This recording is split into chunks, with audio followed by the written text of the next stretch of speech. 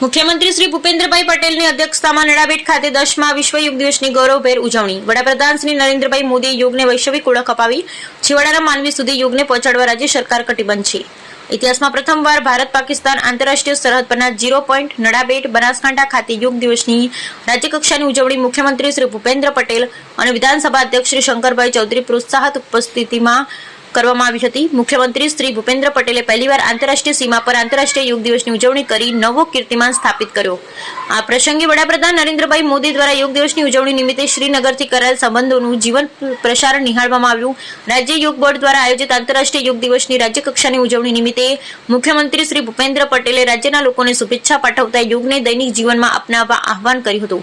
વડાપ્રધાન શ્રી નરેન્દ્રભાઈ મોદી આપણે પ્રાચીન પરંપરા સમા યોગને વૈશ્વિક ઓળખ અપાવી છે એવું તેમણે ઉમેર્યું।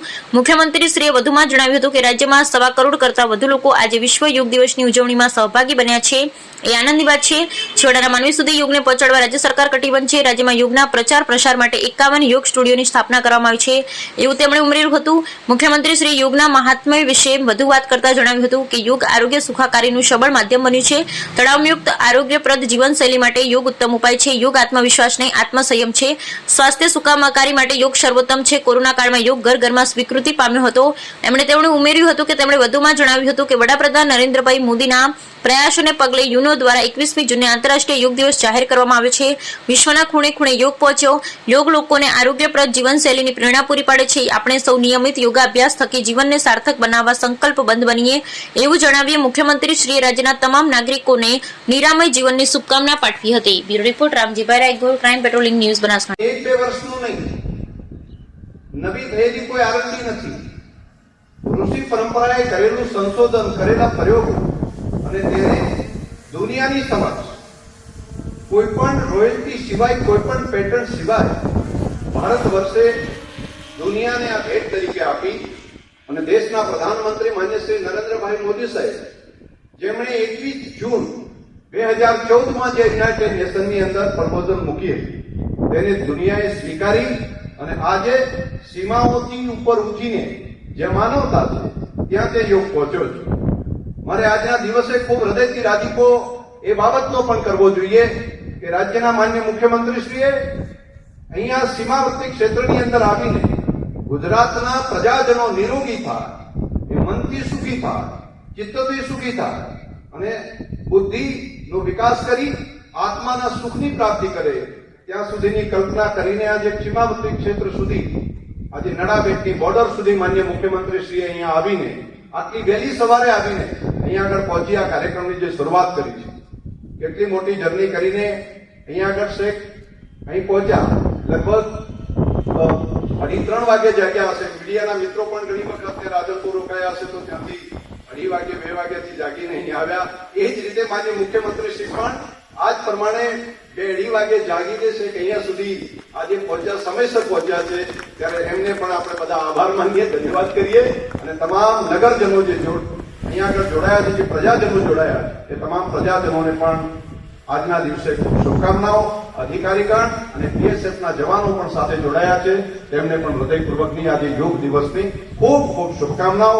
પુનઃ આપ સૌ વતી એક વખત 2 હાથથી તાલી પાડીને મોદીએ આપણી સંસ્કૃતિની દેન યોગને સમગ્ર વિશ્વમાં ઓળખ અપાવી છે। વિશ્વ આખું આજે 21મી જૂને યોગમય બન્યું છે।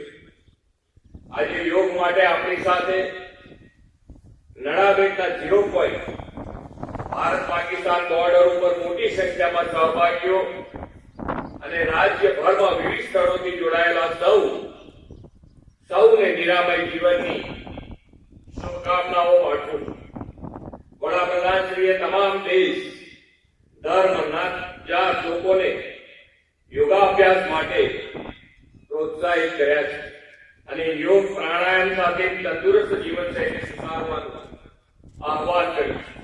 આજે યોગ સમગ્ર વિશ્વમાં આરોગ્ય સુખાકારીના એક સબળ માધ્યમ તરીકે સ્વીકૃત પામ્યો છે। આ વર્ષના આંતરરાષ્ટ્રીય યોગ દિવસની ઉજવણીની થીમ સ્વયં અને સમાજ માટે યોગ રાખવામાં આવી છે। આજના સમયમાં તણાવ મુક્ત અને આરોગ્યપ્રદ જીવનશૈલી માટે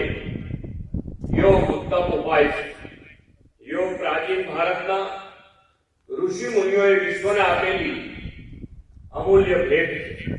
આશરે 5000 વર્ષ પહેલા પતંજલિ ઋષિએ યોગ શાસ્ત્રનું સર્જન કર્યું. ત્યારથી યોગની પરંપરા ભારતીય સંસ્કૃતિની એક અમૂલ્ય વિરાસત રહી છે. આપણા પ્રાચીન ગ્રંથો, વેદો, ઉપનિષદો, પુરાણો અને શ્રીમદ ભાગવત ગીતામાં પણ યોગનું વર્ણન છે. યોગ કર્મશુ કૌશલ્ય, કુશળતાથી કર્મો કરવા એ પણ એક યોગ છે. યોગને વિશ્વના ખૂણે ખૂણે પહોંચાડવાનું ભગીરથ કાર્ય આદરણીય વડાપ્રધાને પાર પાડ્યું છે. તેઓએ આખી દુનિયાને યોગનું યોગ્ય મહત્વ સમજાવ્યું છે. શ્રી નરેન્દ્રભાઈના સર્વજન સુખાયના પ્રયત્નો સફળ થયા અને 2014 યુનાઇટેડ નેશન 21 જૂનને આંતરરાષ્ટ્રીય યોગ દિવસ તરીકે ઉજવવાની માન્યતા આપી અને આજે 10મો વિશ્વ યોગ દિવસ ઉજવાય છે. યોગ આપણા આરોગ્ય અને સ્વાસ્થ્યની સુખાકારી માટે સર્વગ્રાહી અભિગમ છે.